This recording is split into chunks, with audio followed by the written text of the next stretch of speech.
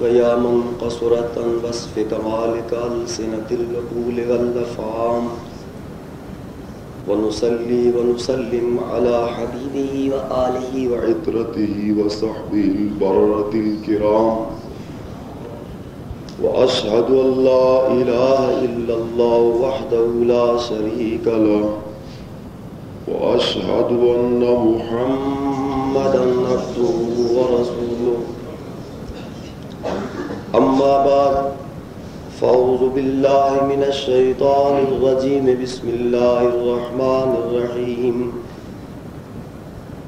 سبحان الذي أسرى بعبده ليلا من المسجد الحرام إلى المسجد الأقصى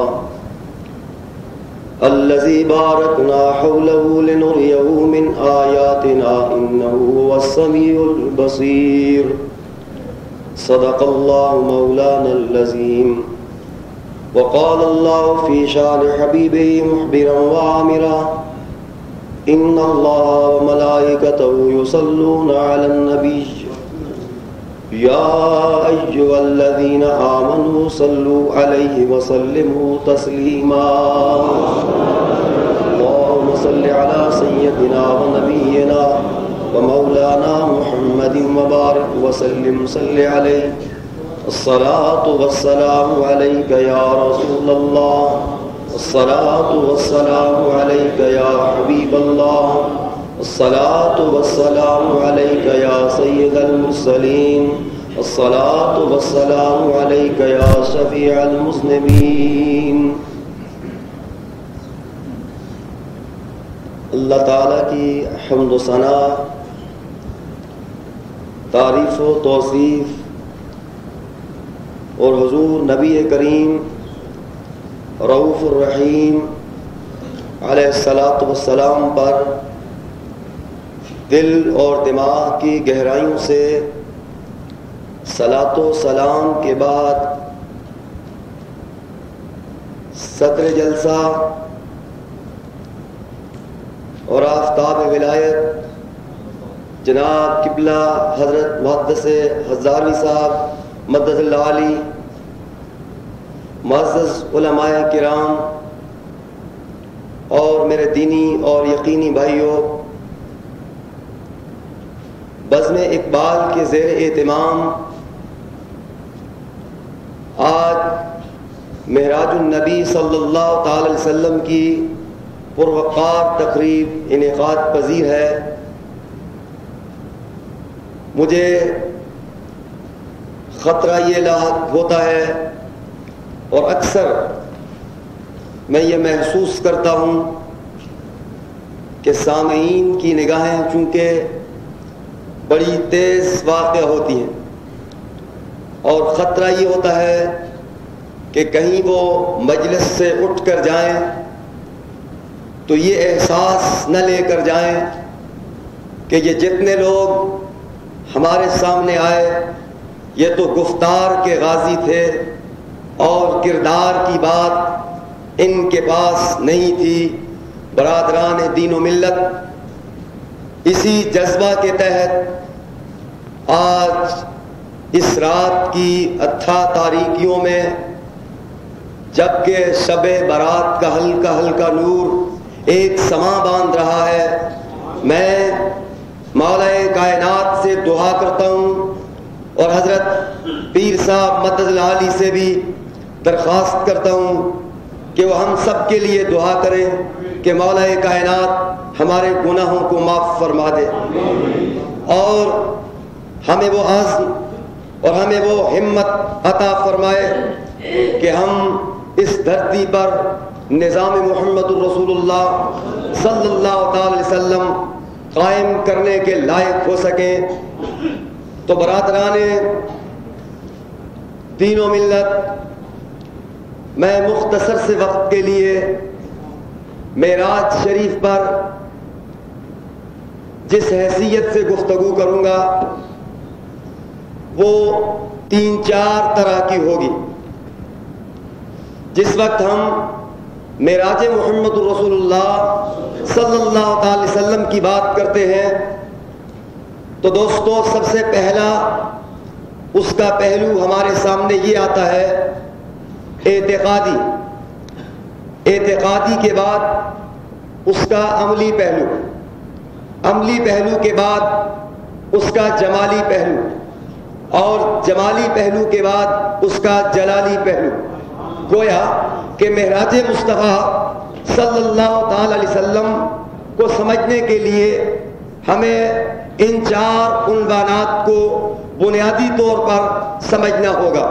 معراج محمد رسول اللہ صلی اللہ تعالی وسلم کا اعتقادی پہلو، اور اس کے بعد اس کا عملی پہلو، اور اس کے بعد اس کا جمالی پہلو، اور اس کے بعد اس کا جلالی پہلو۔ تو دوستو وہ آیہ پاک جو میں نے قرآن حکیم سے آپ کے سامنے تلاوت کی، اس کے سبحان لفظ سے یہ بصیر کے لفظ تک مولا کائنات نے ان 4 طریقوں سے حضور علیہ الصلوۃ والسلام کے معراج کا بیان فرمایا۔ تو میرے دوست، میرے بھائی، چونکہ میں بنیادی طور پر مدرس ہوں، مقرر نہیں ہوں، اس اعتبار سے میری باتیں حوصلے سے اور ذرا توجہ سے آپ کو سننی پڑے گی، اور گفتگو بھی درس قرآن ہی کی صورت میں آپ کے سامنے کروں گا۔ تو دوستو سب سے پہلی بات جو کسی آیت کے بارے میں جاننی ضروری ہوتی ہے وہ اس آیت کا عمود ہوتا ہے، یعنی قرآن مجید کی کسی آیت کا عمود کیا ہے۔ اب سوال پیدا ہوتا ہے کہ عمود کس چیز کو کہتے ہیں؟ تو آپ آسان سی زبان میں یوں سمجھ لیں کہ کسی آیت کا جو مرکزی اور محوری نقطہ ہوتا ہے اس کو اس آیت کا عمود کہا جاتا ہے۔ تو رب کائنات نے جو ارشاد فرمایا سبحان الذی اسری بعبدہ لیلا من المسجد الحرام الی المسجد الاقصی الذی بارکنا حولہ لنریہ من آیاتنا انہ هو السمیع البصیر۔ تو اس آیہ پاک کا عمود جو ہے وہ معراج محمد رسول اللہ صلی اللہ تعالی وسلم ہے۔ تو اب دوستو جس وقت ہم اس کے پہلے نقطے کی طرف بڑھیں گے وہ ہے اعتقادی پہلو۔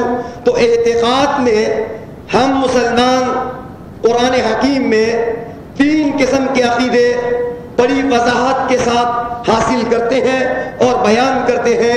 پہلا عقیدہ عقیدہ توحید، دوسرا عقیدہ عقیدہ رسالت، اور تیسرا عقیدہ عقیدہ آخرت۔ تو جس وقت ہم یہ کہیں گے کہ اس آیہ پاک میں مولا کائنات نے جس وقت اعتقادی پہلو انسانوں کے سامنے رکھا تو اپنے توحید کو بھی بیان کیا، حضور کی رسالت کو بھی بیان کیا، اور آخرت کو بھی من جملہ اس آیت میں مضمر فرما دیا۔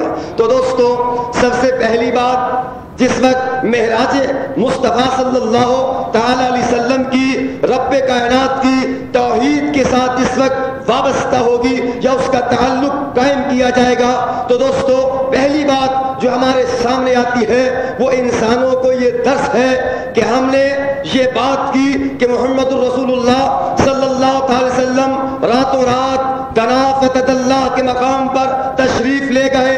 اب حواس خمسہ کے مرید نے یا عقل کے مرید نے یا خرد کے مرید نے یا اپنے نالج یا سائنس کے مرید نے یہ کہا کہ میری عقل میں یہ بات پڑتی نہیں ہے کہ مولا کائنات کا یہ حبیب مصطفیٰ صلی اللہ تعالی علیہ وسلم کس طرح یہ تنافت اللہ کے مقام پر پہنچ گئے۔ تو مولا کائنات نے سبحان کے لفظ سے آیہ پاک کا آغاز کر کے کہا کہ اے قانون کی دنیا میں بسنے والوں، اے علت اور سبب کی دنیا میں بسنے والوں، جو کچھ تم دیکھ رہے ہو سب کچھ یہی نہیں ہے۔ اس علت اور اس سبب سے ماورا بھی ایک عالم ہے، بلکہ عالم سے ماورا بھی ایک عالم ہے، اور اس عالم سے بعد بھی ایک چیز ہے جس کو میں عالم کہوں تو شان باری کی توہین ہو جاتی ہے، میں اس کو عالم بھی نہیں کہوں گا۔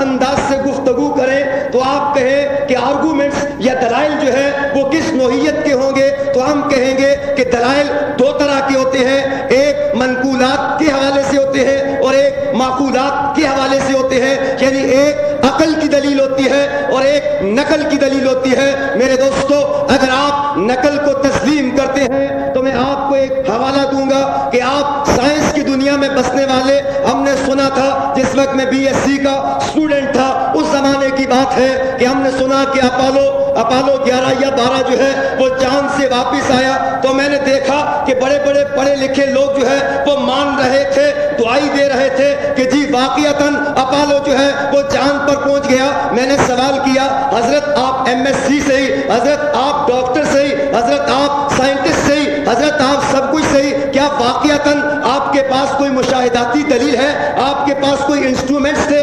آپ کے پاس کوئی آلہ تھا کہ آپ نے اپولو کو دیکھ لیا کہ وہ چاند پر پہنچ گیا؟ اس نے کہا نہیں جی، یہ ایک انٹرنیشنل فیکٹ ہے، یہ ایک کائناتی حقیقت ہے، ہم مانتے ہیں کہ اپولو چاند پر پہنچ گیا۔ تو اے عقل کے غلام، چاند پر یہ اپولو پہنچ جائے تو تو دلیل طلب نہ کرے اور مان لے کہ وہ چاند پر پہنچ گیا، اور میرے مصطفیٰ کے بارے میں رب کائنات کہہ دے کہ سبحان الذی اسری بعبدہ لیلا، ہم اپنے پاک بندے کو آسمانوں پر لے گئے۔ تو میں یہ سمجھتا ہوں کہ یہ عقل نہیں میرے دوستو، یہ دانائی نہیں، بلکہ یہ انسان اپنے ایمان کا بھی کباڑہ کرنے کی طرف آگے بڑھ رہا ہے۔ میرے دوست، اللہ اکبر۔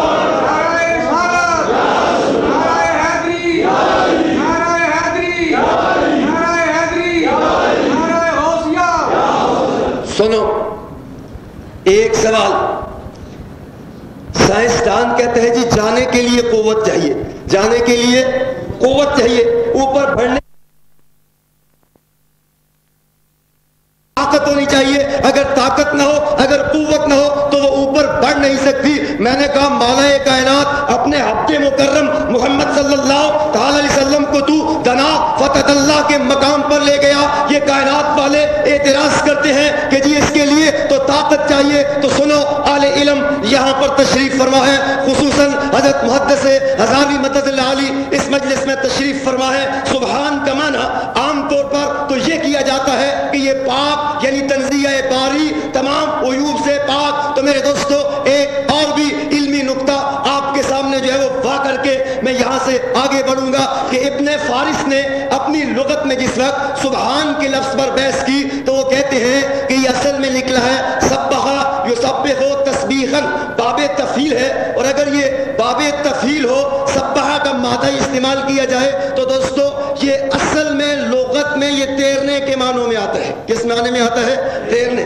آپ کہیں گے کہ جی جس وقت کوئی قرآن کا معنی کیا جائے تو وہ قرآن کے ساتھ کرنا چاہیے، آپ نص کو جو ہے وہ نص سے سمجھیں تو یہ قرآن کو سمجھنے کا طریقہ ہے۔ تو میں کہوں گا رب کائنات نے ایک جگہ سیاروں کے بارے میں کہا کہ کل فی فلک یسبحون، کل فی فلک یسبحون، ہر ایک اپنے آربٹ میں تیر رہا ہے، ہر ایک اپنے کرہ میں تیر رہا ہے، کل فی فلک یسبحون۔ تو یہ یسبحون کا مادہ یہ قرآن حکیم تیرنے کے معنوں میں خود استعمال کرتا ہے۔ اب آگے بڑھیے، عربی زبان میں یہ جو کشتیاں ہوتی ہیں ان کو سابقات کہا جاتا ہے، کشتیوں کو، یعنی جہاں بہت سارے اور جو ہے وہ مادے استعمال ہوتے ہیں، عرب فصیح اور بلیغ تو ہیں یہ نا، وہ وہاں یہ کشتیوں کے لیے سابقات کا لفظ استعمال کرتے ہیں۔ اب کشتی کو سابقہ کیوں کہہ دیا جاتا ہے؟ اس لیے کہ وہ تیرتی ہے، اس لیے کہ وہ تیرتی ہے۔ اب میرے دوستو گھوڑے کو بھی سبوخہ کا لفظ جو ہے وہ دے دیا جاتا ہے۔ اگر آپ اس کا حوالہ نوٹ کرنا چاہیں تو ابن منظور نے لسان العرب میں یہی معنی لکھا کہ گھوڑے کو بھی سبوخہ سے تعبیر کر دیا جاتا ہے۔ اب گھوڑے کو سبوخہ کیوں کہا جاتا ہے وہ خود اس بات پر بحث کرتے ہیں کہ کبھی گھوڑا دوڑتے ہوئے آپ دیکھیں تو آپ ملاحظہ کریں گے کہ گھوڑا اپنے ہاتھ یا اپنے اگلی ٹانگیں اس طرح اٹھاتا ہے جس طرح کوئی پیراک جو ہے وہ اپنے ہاتھ مارتا ہے۔ اس اعتبار سے گھوڑے کو بھی سبوخہ سے تعبیر کر دیتے ہیں۔ اب میں اور گہرائی میں گیا، جی یہ تیرنے کو کیوں سبحہ سے تعبیر کر دیتے ہیں؟ تو یہاں آگے جا کر کے اہل لغت لکھتے ہیں کہ جس وقت کوئی آدمی دریا کو عبور کرتا ہے تو وہ پوری قوت لگا کر کے دریا کی موجوں سے ساحل کی طرف بڑھتا ہے، کہ گویا کہ معنی سبحہ کا اصل میں قوت سے لیا جائے گا، طاقت سے لیا جائے گا۔ اب آ جاؤ معراج مصطفیٰ صلی اللہ تعالی وسلم کی طرف۔ آپ اہل کائنات نے کہا موجودات والوں نے کہا جی اوپر اٹھنے کے لیے قوت چاہیے، تو رب نے کہا سبحان الذی، محمد کو نہ دیکھو، محمد کو لے جانے والوں کو دیکھو، سبحان اللہ، وہ بڑی قوت والا ہے، وہ بڑی طاقت والا ہے۔ اللہ اکبر۔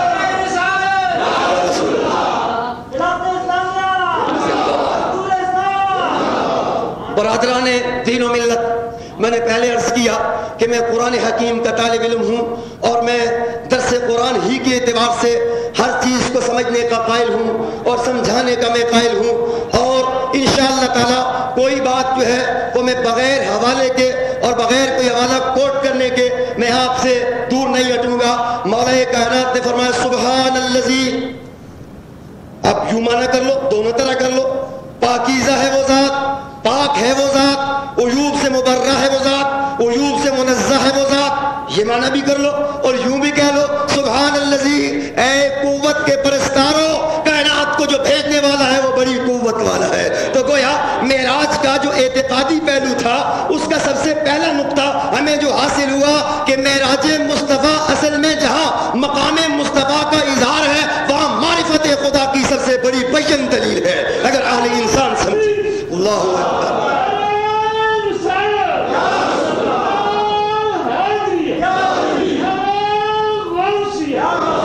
اللہ تعالیٰ نے ارشاد فرمایا سبحان الذی اسرا، وہ پاک ہے وہ ذات۔ ابھی میرے دوست کہہ رہے تھے جو لے گئے راتوں رات، اور راتوں رات، اور راتوں رات کیوں لے گئے؟ آپ نے کہا یہ معجزہ ہے، آپ نے کہا یہ معجزہ ہے، اور معجزہ جو ہے وہ تو سامنے ہونا چاہیے۔ آپ کہتے ہیں جی راتوں رات لے گئے، جب سارے سو گئے تو پھر مصطفیٰ چلے گئے۔ اب یہ راتوں رات کا کیا فلسفہ؟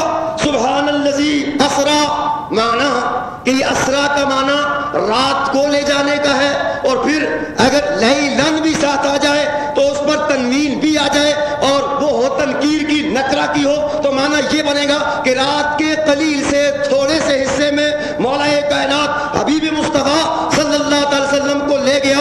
تو کیوں رات کو لے گیا؟ علامہ طنطاوی رحمۃ اللہ علیہ نے ناظم صاحب بڑی دلچسپ بات یہاں پر لکھی، اگرچہ میں علامہ طنطاوی کا پوری طرح قائل نہیں، وہ بعض اوقات سائنس کی طرف جس وقت جاتے ہیں تو بہت آگے بڑھ جاتے ہیں، لیکن جس وقت مقام مصطفیٰ صلی اللہ تعالی وسلم کی بات علامہ طنطاوی نے چھیڑی تو ایک نقطہ بڑا اچھا لکھ کے خود سوال کرتے ہیں کہ جی راتوں رات کیوں لے گئے؟ اور اس کا جواب دیتے ہیں جی اصل بات یہ ہے کہ اگر اوپر اٹھنا ہو کسی چیز کو تو اس کے لیے قوت درکار ہوتی ہے، اور جو اٹھنے والی چیز ہوتی ہے وہ لطیف ہوتی ہے، وہ لطیف ہوتی ہے۔ جتنی کوئی چیز لطیف ہوگی، جتنی وہ پاک ہوگی، اتنا وہ اوپر کو اٹھے گی، اور جتنی کوئی چیز اوپر اٹھے گی اس کی سپیڈ اور اس کی ویلوسٹی میں جو ہے وہ اضافہ ہوتا چلے جائے گا۔ تو علامہ طنطاوی کہتے ہیں کہ اگر اوپر اٹھنے کے لیے طاقت چاہیے تو معنی یہ ہے کہ جلالی انوار جو ہے وہ زیادہ ہونے چاہیے۔ اگر رب کائنات مصطفیٰ کو دن کو لے جاتا تو حضور کا جلال اتنا ہوتا کہ کوئی برداشت ہی نہ کر سکتا۔ مولا کائنات نے کہا تم سو جاؤ، ہم مصطفیٰ کو رات کو لے جائیں گے۔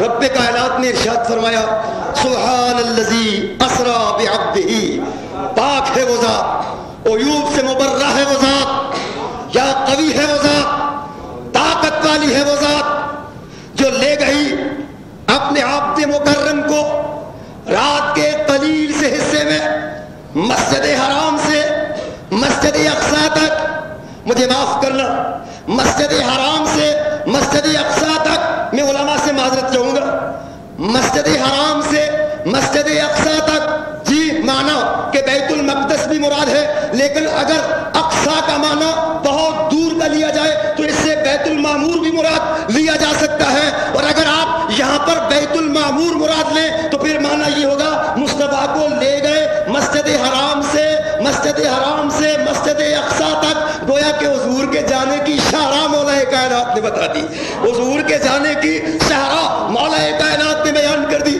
کیوں میاں میرے دوستو، اس مسجد حرام اور مسجد اقصی کا یہ دونوں کا آپس میں تطابق کیا ہے، یہ نقطہ بھی میں نے علامہ طنطاوی رحمۃ اللہ علیہ سے سیکھا۔ میرے دوستوں وہ کہتے ہیں اس لیے کہ میرے دوست رب کائنات فرماتا ہے کہ یہ بیت المعمور کی طرف سے یہ خانہ کعبہ پر متواتر اللہ کے فرشتے نازل ہوتے رہتے ہیں، اللہ کا نور نازل ہوتا رہتا ہے۔ یہی وجہ ہے کہ کوئی آدمی پہاڑ کی چوٹی پر ہو اور کعبہ نیچے بھی ہو جائے تو اس کے لیے سمت معتبر ہوتی ہے، اس جیت کو وہ منہ کرتا ہے، اس لیے کہ کعبہ شریف سے اوپر بیت المعمور تک جتنا خلا ہے یہ سارا کعبہ ہی بنتا ہے، سارا یہ کعبہ ہی بنتا ہے۔ اب وہ کہتے ہیں کہ جی حضور کی یہ سواری اتنی جلالی تھی کہ اس جلالی سواری کو اس شاہراہ کے بغیر کوئی دوسرا خطہ جو ہے وہ برداشت ہی نہیں کر سکتا تھا۔ سبحان الذی اسری بعبدہ لیلا من المسجد الحرام الى المسجد الاقصی، پاک ہے وہ ذات جو لے گئی اپنے عبد مکرم۔ کیوں لے گئی؟ یہ لنوریہ من آیاتنا، یہ بات تو اگلی ہوگی، پہلے تو سبحان الذی اسری بعبدہ لیلا کی بات جو ہے وہ آپ پوری طرح سمجھ لیں۔ رب کائنات نے یہ کہا کہ پاک ہے وہ ذات جو لے گئی اپنے عبد مکرم کو۔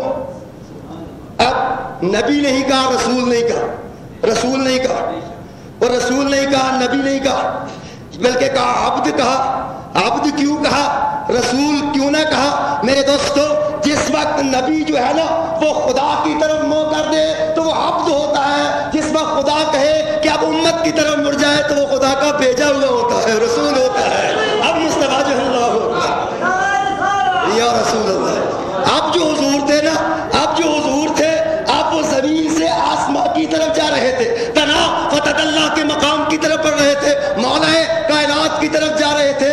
اب اگر رب کہتا یہ رسول ہے، بھیجا گیا ہے، تو کوئی فساد والا بول جاتا حضور جاتے ہیں، اور قرآن کہتا یہ آنے والے ہیں۔ رب نے کہا نہیں، میری طرف آئے تو یہ عبد ہے، تمہاری طرف آئے تو یہ رسول ہے، یہ نبی ہے۔ فرمایا سبحان الذی اسری بعبدہ لیلا من المسجد الحرام الى المسجد الاقصی، پاک ہے وہ ذات، یا قوی ہے وہ ذات، یا طاقت ساری اس ذات کے لیے ہے، یا قدرت ساری اس ذات کے لیے ہے جو اپنے حبیب الحبیب محمد رسول اللہ صلی اللہ علیہ وسلم کو رات کے ایک قلیل سے حصے میں مسجد حرام سے مسجد اقصی تک لے گئی۔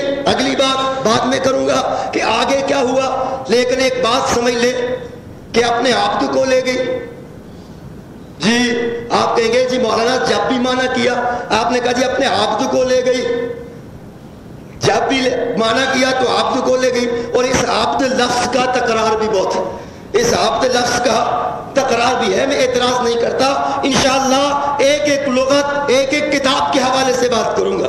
اور مولا کائنات نے توفیق بخشی، اس وقت راولپنڈی اسلام آباد میں ہم دورہ تفسیر قرآن مجید کے بھرپور پروگرام جو ہے وہ شروع کر رہے ہیں۔ اگر مولا نے توفیق دے دی تو یہ میرے اپنے ضلع کا ایک قرضہ بھی ہے میرے ذمہ، انشاءاللہ تعالی ادھر بھی فی سبیل اللہ کسی درم کوڑی کے ہم جو ہے نا وہ لیوال نہیں ہے، اللہ کی رضا کی خاطر ہم آپ کو کہیں گے کہ آؤ قرآن مجید سمجھتے ہیں اور سمجھاتے ہیں کہ مولا کائنات قرآن حکیم میں فرماتا کیا ہے۔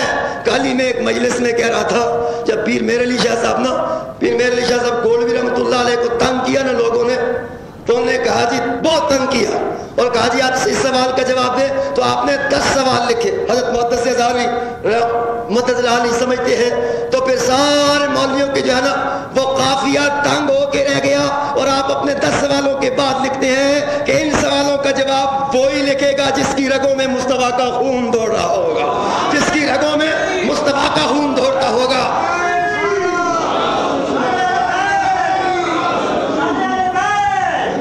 برادران دین و ملت، قرآن فہمی اور سنت فہمی بازیچہ اطفال نہیں ہے، یہ بچوں کا کھیل نہیں ہے کہ جو اٹھے۔ آج تو میرے دوست ہر آدمی جس کو بن پڑتی ہے وہی مفسر قرآن اور وہی ترجمہ لکھنے والا بن جاتا ہے۔ ہم نے ادھر سعودیہ میں دیکھا تھا کہ 5 جملے عربی کے بولنے آتے نہیں، اور میرے دوستوں وہ بن جاتے ہیں مفسر قرآن۔ تو ہم آپ کو ایک ہدایت کریں گے کہ قرآن کے ساتھ کھیلے نہیں، یہ اللہ کی کتاب ہے، یہ اللہ کی کتاب ہے، اس کو خدا کی کتاب سمجھ کر کے، اللہ کی کتاب سمجھ کر کے ایمان رکھیں اور اسی انداز سے اس کو سمجھیں۔ تو میں معراج کی طرف لوٹتا ہوں، کہہ رہا تھا عبد، کیا کہہ رہا تھا؟ عبد کیا ہوتا ہے؟ عبد کیا ہوتا ہے جی؟ بندہ، سب نے معنی کر دیا بندہ۔ تو میرے دوستو یہ عبد کا معنی بندہ کرنا، یہ بھی تو کسی قاعدے کلیے سے ہونا چاہیے۔ ابن فارس ایک بڑا دلچسپ معنی لکھتا ہے، حضرت مفتی صاحب غور کرنے کے قابل ہے۔ وہ لکھتا ہے کہ اصل میں عبد جو ہے نا وہ ایک پودے کا نام ہے۔ عبد کس کا نام ہے؟ عبد ایک پودے کا نام ہے، لکھ لیں اس بات کو۔ عبد ایک پودے کا نام ہے جو نہایت خوشبو رکھتا ہے، اور گاہے گاہے یہ حجاز مقدس ہی کی بستی میں ملتا ہے۔ اگر یہ اونٹوں کو مل جائے تو اونٹ بڑے اشتیاق سے اس کو کھاتے ہیں، اونٹ بڑے اشتیاق سے اس کو کھاتے ہیں، اور اگر عبد پودا ہو تو اونٹ اس کو بڑے اشتیاق سے کھائیں۔ تو یہاں پر ابن فارس خود ایک دلچسپ جو ہے وہ توجیہ کرتے ہیں، وہ کہتے ہیں کہ اس پودے کی تاثیر گرم واقع ہوئی ہے، اس پودے کی تاثیر گرم واقع ہوئی ہے۔ جس وقت وہ اونٹ پودا کھا لینا تو وہ فربا ہو جاتا ہے، اور اگر اونٹنی ہو تو وہ دودھ زیادہ دینے لگ جاتی ہے، اونٹنی ہو تو وہ دودھ زیادہ دینے لگ جاتی ہے۔ تو اب عبد کے سلسلہ میں گویا کہ اس پودے میں تین پہلو ہمارے سامنے آئے۔ ایک اونٹ کا اشتیاق، ایک اونٹ کا اشتیاق، گویا عبد کے معنی میں پہلی بات جو ہے میرے دوستو وہ اشتیاق اور محبت کی پائی جاتی ہے، اشتیاق اور محبت کی۔ اونٹ کو تلاش رہتی ہے کہ کہیں عبد پودا جو ہے نا وہ مل جائے۔ دوسری بات یہ کہ اگر اونٹ یہ پودا کھا لینا تو اس کو پیاس لگتی ہے، پیاس بڑی، اور پیاس لگ جائے تو زحمت ہوتی ہے، پیاس لگ جائے تو زحمت ہوتی ہے، تکلیف ہوتی ہے۔ یہ دوسرا سٹیج ہے عبادت کا۔ پہلا ہے عشق محبت، دوسرا ہے زحمت اور تکلیف، اور تیسرا یہ نتیجہ کیا نکلا کہ اونٹ فربا ہوتا ہے، دودھ زیادہ نکلتا ہے۔ جی نتیجے کے اعتبار سے عبودیت کا معنی یہ ہے بڑا اچھا نتیجہ نکلتا ہے، بڑا اچھا نتیجہ نکلتا ہے۔ عبادت میں تین نقطے اب ملاحظہ ہوں۔ پہلا نقطہ جاذبیت، محبت کا نقطہ، دوسرا نقطہ زحمت اور تکلیف کا نقطہ، تیسرا نقطہ اچھا ریزلٹ مل جاتا ہے۔ جس چیز کے لیے وہ تگ و دو کرتا ہے وہ چیز اس کو مل جاتی ہے۔ تو آپ میرے دوستو آپ بھی عبد ہیں، آپ بھی عبد ہیں میرے دوستو۔ پہلے درجے سے شروع ہوتا ہوں، آپ بھی عبد ہیں۔ آپ نے شوق اور محبت کے ساتھ چلے، جی ہم اللہ کی معرفت چاہتے ہیں، رب کائنات کا وصل چاہتے ہیں، اس کے جمال کی زیارت چاہتے ہیں، تو میرے دوستو یہ شوق لے کے پڑے نا تو مولا کائنات نے کہا ایسے نہیں ہوگا، زحمت اٹھانی پڑے گی، نماز کے لیے وقت نکالنا ہوگا، روزے آ جائے تو بھوکا رہنا ہوگا، مال آ جائے تو حج کرنا ہوگا، پیسے جڑ جائیں تو زکوٰۃ ادا کرنی ہوگی، یہ زحمت اٹھانی پڑے گی۔ اگر زحمت نہ اٹھاؤ گے تو عبادت کا مفہوم پورا نہیں ہوگا۔ اور آپ نے کہا ایک عاشق کی حیثیت سے مولا جذب لے کے چلا، سوزے درو لے کے چلا، مولا تیرے راستے میں اشتیاق لے کے چلا، جو بھی تکلیف ہو اس کو میں سینے سے لگاؤں گا۔ مولا کائنات نے کہا تو سینے سے لگائے گا، میں نتیجے میں تجھے معراج کرا دوں گا۔ اے انسان عبد تجھ کو معراج کیسے ہوا؟ مولا کائنات نے کہا میرے حبیب کا معراج شروع ہوگا تو سبحان اللہ سے شروع ہوگا، تیرا معراج نماز شروع ہوگی تو سبحانک اللہم سے شروع ہوگا۔ تو معلوم یہ ہوا اللہ اکبر،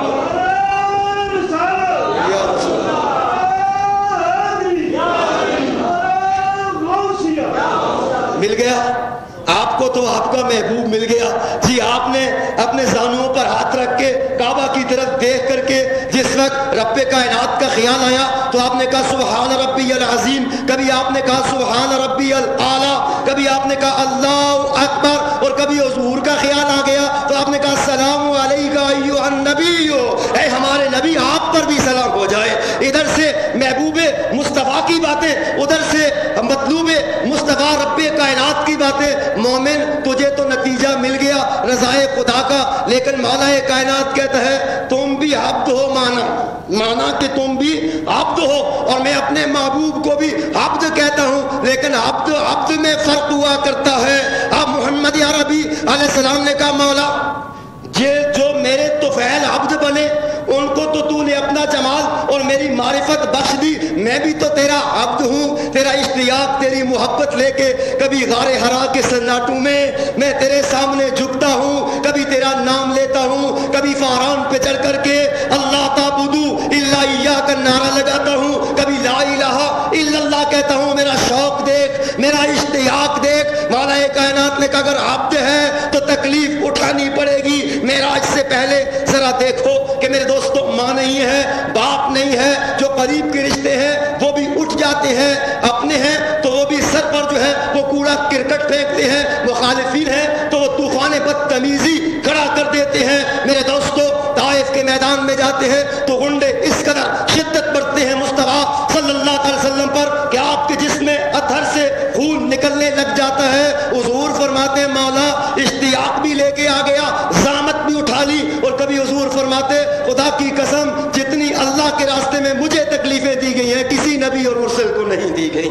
گویا حضور نے فرمایا اشتیاق سب سے میرا زیادہ، اے اللہ زحمت اور تکلیف سب سے میری زیادہ، تو میں معرفت کا حصہ بھی سب سے زیادہ لوں گا۔ مولا کائنات نے کہا ابراہیم 7ویں آسمان پر ہے تو مصطفیٰ میں تجھے تنافت اللہ کے مقام پر بلا کے تجھے اپنے حبودیت کا مقام یہ بات کروں گا۔ رب کائنات نے فرمایا اللہ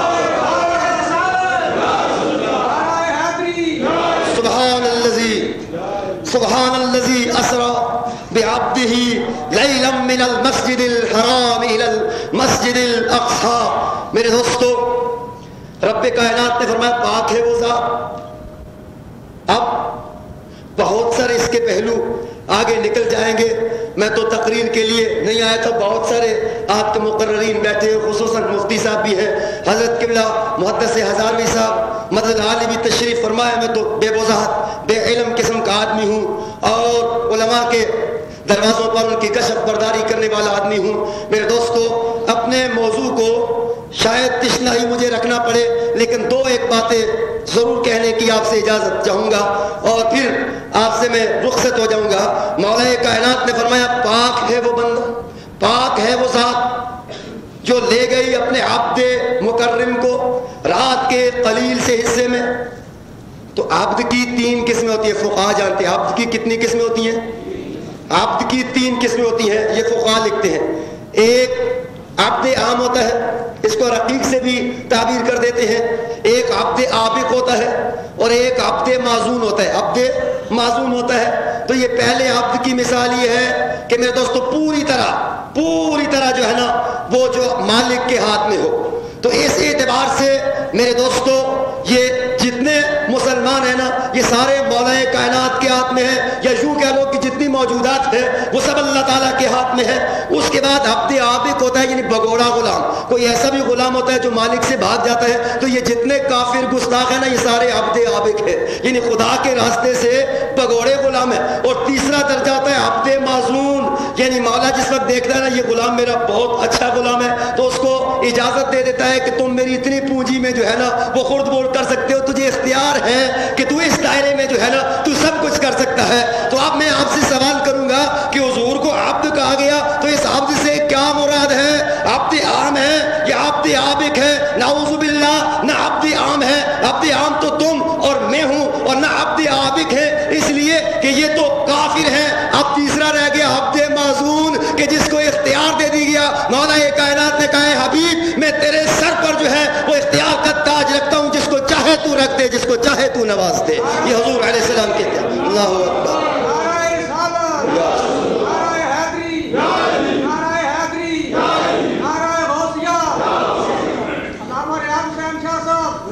برادران دین و ملت، آپ نے کہا معجزہ ہے، آپ نے کہا معجزہ ہے، اب یہ بھی تو سن لو اسرا معجزہ ہے۔ یہ میری آخری بات ہے، یہ معجزہ ہے۔ کیا نبی معجزہ ہر وقت اور ہر آدمی کے مطالبے پر بتا دیتا ہے؟ یاد رکھنا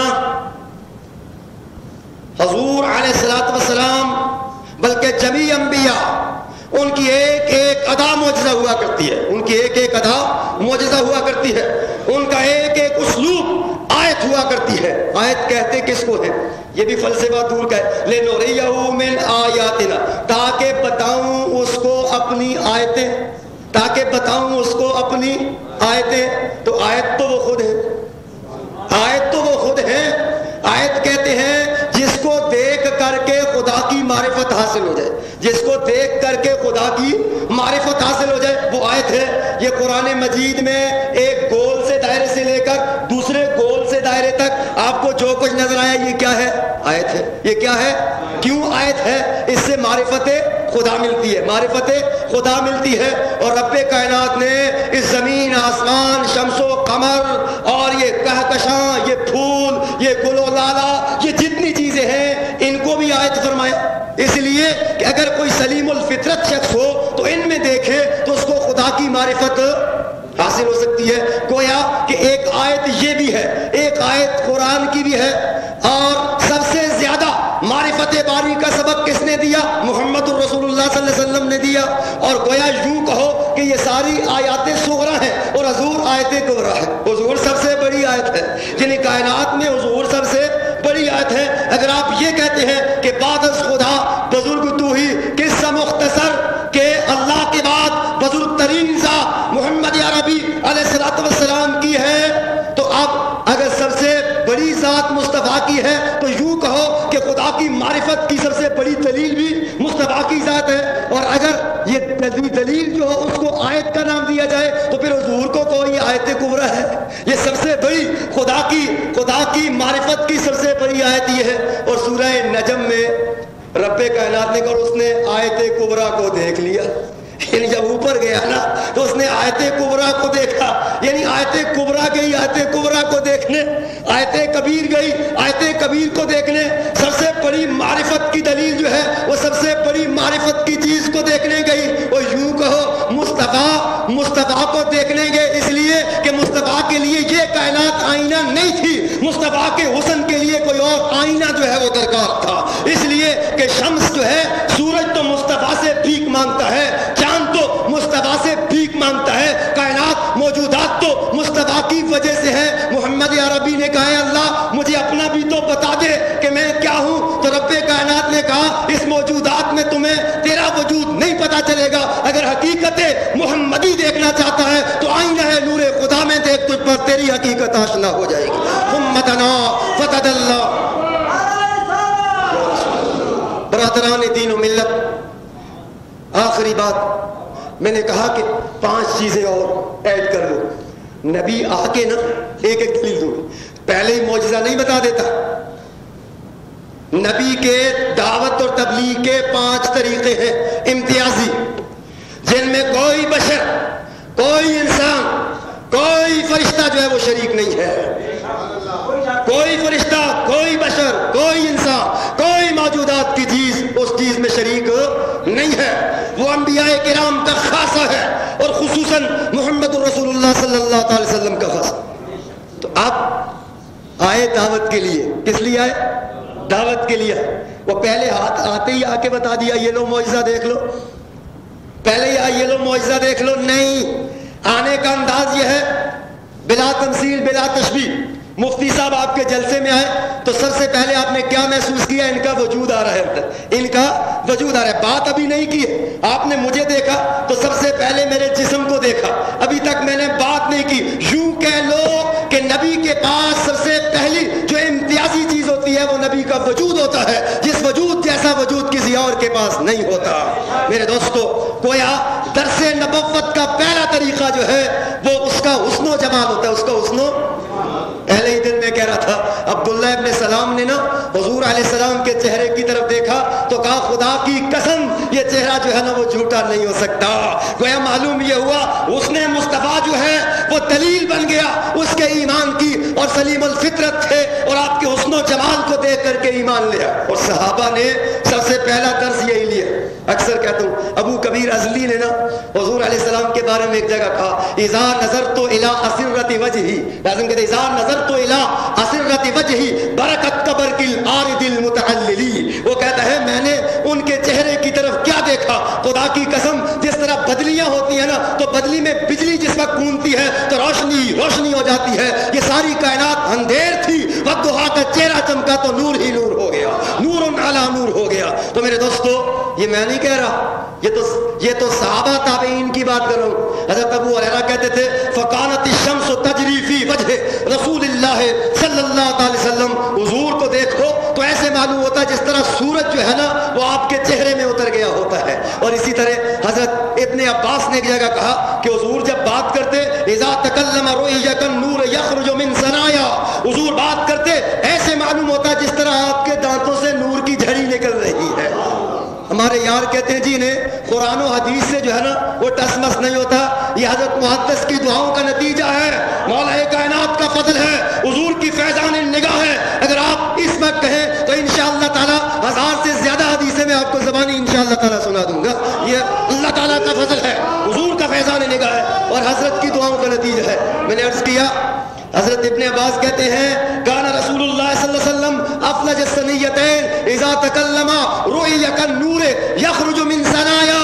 حضور کے دانتوں میں تھوڑا سا وقفہ تھا، جب بات کرتے تو ایسے معلوم ہوتا ہے جس طرح نور آپ کے دانتوں سے نکل رہا ہو. اسی سے تو چڑ ہے. صحابہ نے اگر کہہ دیا تو اگر ان کے تتبع میں ہم نے کہہ دیا تو کون سی بجلی کون گئی. برادران دین و ملت ہم آگے نہیں بڑھیں گے. سنو ایک اور سن لو.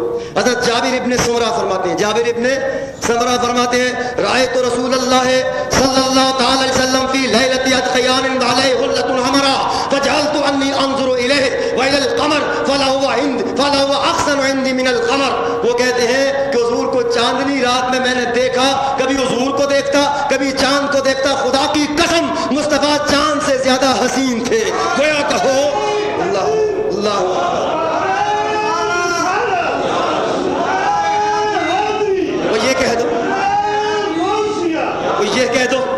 یہ کہہ دو کہ نبی سب سے پہلے جس چیز سے تبلیغ کرتا ہے اس کا چہرہ مورا ہوتا ہے، اس کا چہرہ مورا ہوتا ہے، اس کا حسن و جمال ہوتا ہے. حضرت مائی صاحبہ سے کسی نے پوچھا نا یوسف بڑے حسین تھے تو آپ نے کہا لو رأینا حسن محمد علیہ الصلوۃ والسلام لقتلنا انفسہن.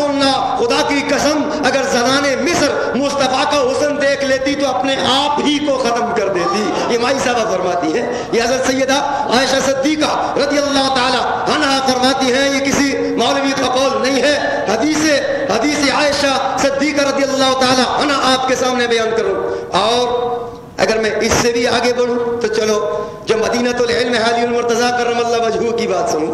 حضرت علی المرتضیٰ کرم اللہ وجہہ خدا کی قسم اٹھا کے کہتے ہیں کہ لم ارا مثلہ قبل ولا بعد. خدا کی قسم مصطفیٰ جیسا میں نے نہ پہلے دیکھا نہ قیامت تک کوئی پیدا ہو سکتا ہے، نہ قیامت تک کوئی پیدا ہو سکتا ہے. دلیل نبوت اس کا حسن و جمال ہوا کرتا ہے. کائنات کا کوئی انسان حسن و جمال نبوت میں جو ہے وہ شریک اور مثیل نہیں ہوتا، شریک و مثیل نہیں ہوتا. میں اپنی بات نہیں کرتا، صحابہ کی. گویا پہلا درس میں نے کہا دائی آیا نا، دائی آیا سب سے پہلے کھڑا ہو گیا. اب سلیم الفطرت لوگوں نے دیکھا تو تاڑ گئے کہ یہ چہرہ جو ہے وہ کذاب نہیں ہو سکتا، جھوٹا نہیں ہو سکتا. دیکھ کر کے کہا کہ ہم تو اس قدموں کی خاک بن جائیں گے اور ان کی غلامی کا تاج جو ہے اپنے سر پر رکھ لیں گے. اب میرے دوستو دوسری بات ہوتی ہے فصاحت اور بلاغت، دوسری بات ہوتی ہے. اب میں آپ کے سامنے وہ کتنا اچھا صحیح، کتنے اچھے کپڑے کیوں نہ پہنے صحیح، لیکن اگر میری بات جو ہے نا اس میں فصاحت نہ ہو، بلاغت نہ ہو، تاثیر نہ ہو تو آپ کہیں یار کیسا یہ پنڈی سے آدمی بلا لیا ہے، کوئی بات ہی نہیں کرتا خامخواہ. ہم نے اس کو شو روم میں تو نہیں رکھنا. برادران دین و ملت انبیاء علیہ السلام بلا تمثیل بلا تشبیہ جس وقت آتے ہیں، پہلا جس وقت وہ میرے دوستوں عجاب اٹھاتے ہیں تو ان کا جمال دیکھ کر کے انسانیت سمجھ جاتی ہے کہ ان لوگوں کا غلام بن جانا چاہیے. اب حضور بولتے ہیں اور بول کے کیا کہتے ہیں کہ حضور نے فرمایا کہ مجھے